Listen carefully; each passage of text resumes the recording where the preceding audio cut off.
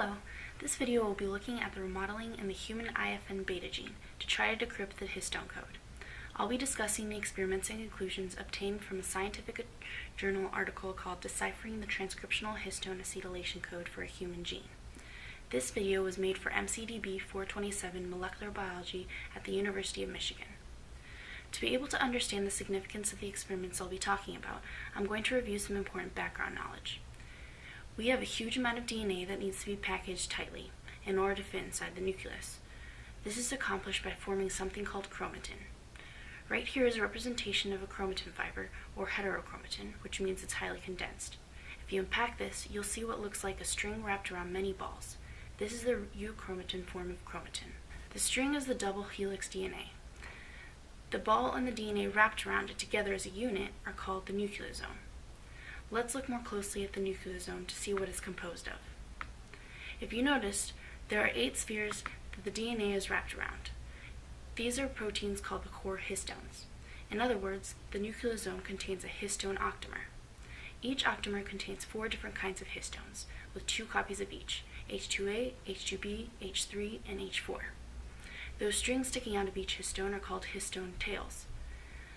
These tails will be very important in the experiments I'll be talking about, but I'm going to wait and go into the details about them later. The length of DNA that's wrapped around the core histones is called core DNA. The DNA spanning between 2 different core DNAs of 2 adjacent nucleosomes is called linker DNA. This linker DNA is what another histone, H1, binds to and keeps the core DNA from unwrapping around the octamer. So that's an overview of the structure of how DNA gets packaged into chromatin. But not only does chromatin help packaging of DNA, its components also participate in gene regulation. As you can imagine, if the DNA is wrapped around the octamer, it doesn't allow the sequences in those stretches of DNA to be accessible by proteins or enzymes required to initiate transcription. So in order for transcription to occur, the nucleosomes need to be moved. This is done by modifying the histones.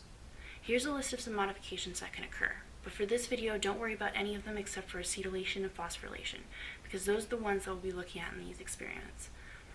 Now this is where the histone tails I mentioned come into play. They are a very common location of histone modifications to occur. Looking closely, you can see that the tails are composed of a long sequence of amino acids. I've used a circle to represent a single amino acid. On a side note, the data we're going to look at evaluates the modifications of the tails on histones H3 and H4, so for simplicity I'm going to ignore histones H2A and H2B. The tip of the tail marks the N-terminus. And as you know, the N-terminus is the beginning of a protein, where the first amino acid that was translated is located. This is important to know because it determines the numbering of the amino acids. First one is 1, second is 2, third one is 3, etc. I will reveal only the amino acids on each tail that we'll be looking at. On the tail of histone H4, lysines 5, 8, 12, and 16. On the tail of histone H3, lysines 9 and 14, and serine 10. So how do you know what kind of modifications would occur on a tail? Well, it depends on the amino acid. The lysines can undergo acetylation, which means that an acetyl group will be added to them. Serine can undergo phosphorylation, where a phosphate group will be added to it. And just FYI, both of these modifications result in the formation of a covalent bond. These histone modifications are part of something called the histone code, which is basically a theory that says that the modifications that occur on the nucleosome near the control region of a gene help regulate its transcription.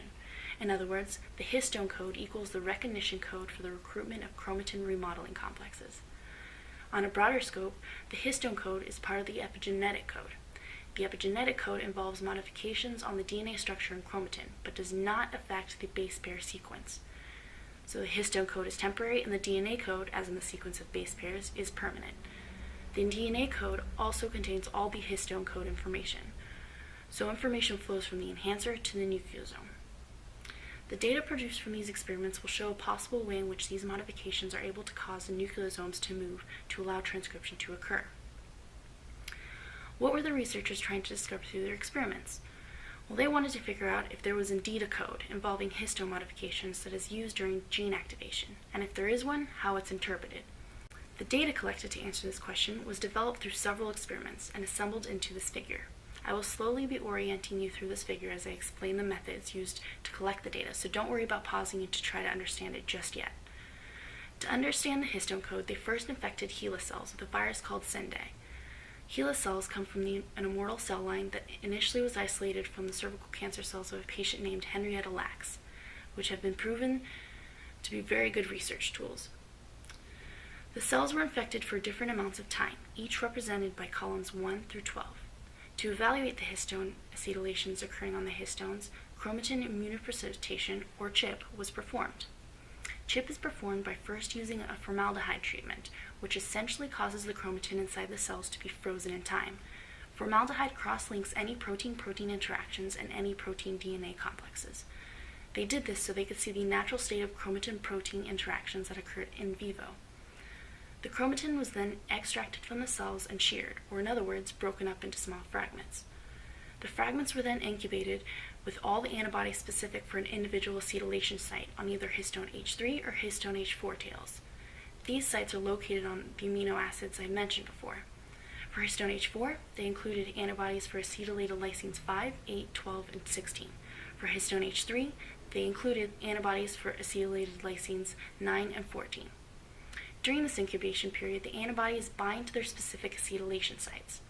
Then protein Ag agrospeeds were added. The protein Ag binds to the antibodies. The agrospeed bound to protein Ag can be purified using affinity chromatography, which will allow the chromatin with the specific acetylations to be purified along with it.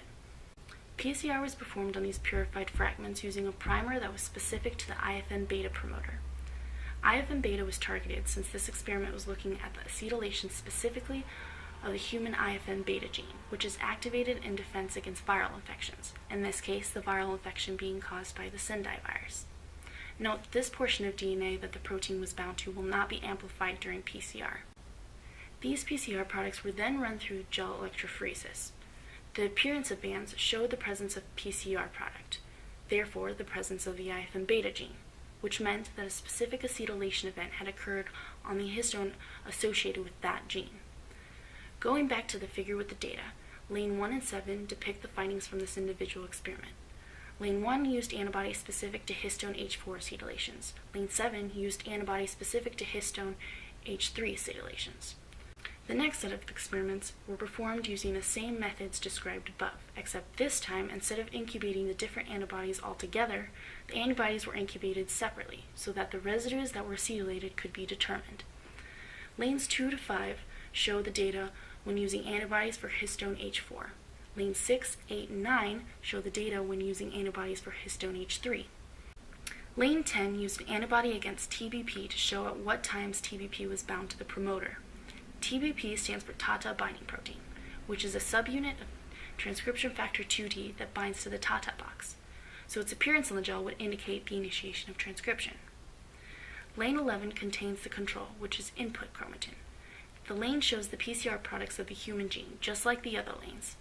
All the bands are present and have high intensity because this chromatin was not purified, so no INF-beta gene fragments were eliminated.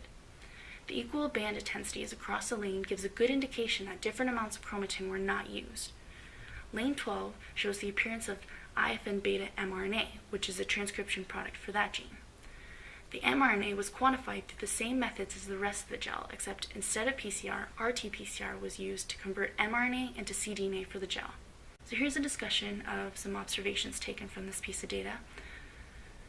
Acetylations began at 3 hours, which coincided with GCN5 recruitment to the promoter.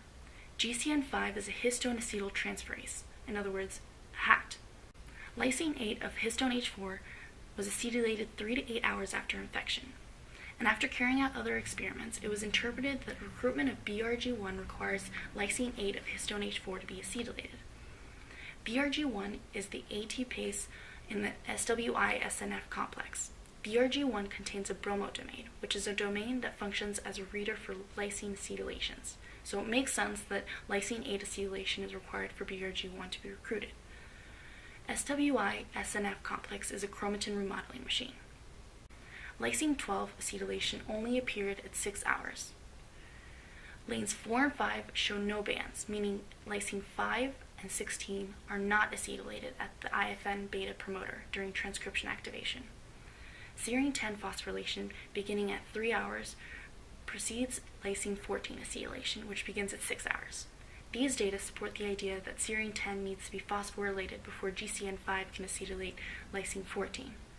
Lysine 9 of H3 acetylation began early and lasted at least 19 hours. additional experiments showed that acetylation of lysine 9 and 14 causes recruitment of transcription factor 2D, represented by its TBP subunit.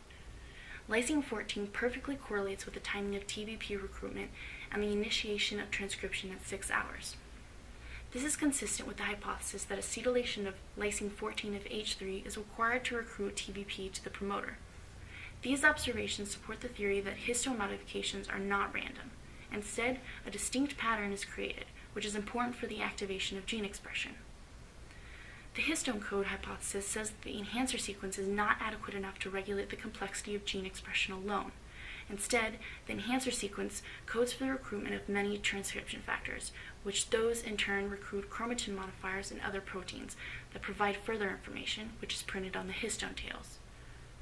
Now I'm going to show you the model the researchers developed to depict the sequence of modifications and recruiting of proteins that participate in gene activation, which sums up the histone code. The basis of this model is that the enhancer has all the genetic information needed to unite the enhanceosome in response to a virus infection. The enhanceosome is a complex composed of transcription factors and other proteins. The individual proteins bind cooperatively to the nucleosome-free enhancer DNA sequence to form the enhanceosome. The function of the enhanceosome is to switch on the gene by recruiting appropriate factors to remove the nucleosome that is blocking the initiation of transcription. And as you will see, information flows from the enhancer to the nucleosome, not in the reverse direction. Here's the model. Activators appear and assemble into an enhanceosome on the enhancer. The code in the DNA is red. The enhanceosome recruits the GCN5. GCN5 acetylates lysine 8 on both H4 histones and lysine 9 on both H3 histones. The enhanceosome then recruits an unknown kinase. The kinase phosphorylates serine 10 on histone H3. Now lysine 14 on histone H3 can be acetylated by GCN5. The histone code is now done printing. Now it's time to read the histone code. CBP, a coactivator that forms a complex with the DNA polymerase II holoenzyme, is recruited via one or more bromodomains that it contains. The rest of the DNA holoenzyme is also supposedly recruited, but it's not illustrated in this cartoon. The single bromodomain protein BRG1 binds to acetylated lysine 8 of histone H4, bringing the whole SWI-SNF complex along with it, since it's a subunit of that complex. SWI-SNF remodels the nucleosome so that TAF1 can bind to histone H3. TAF1 is a TATA-binding protein-associated factor 1. It's a double bromodomain protein, hence why it needs to be able to bind to two acetylated lysines, not just one. Those two lysines being 9 and 14. TAF1 brings the whole transcription factor 2D along with it, since TAF1 is a subunit of transcription factor 2D. The binding of transcription factor 2D bends the DNA. The bending of the DNA causes the remodeled nucleosome to move out of the way 36 base pairs downstream. And now transcription can begin.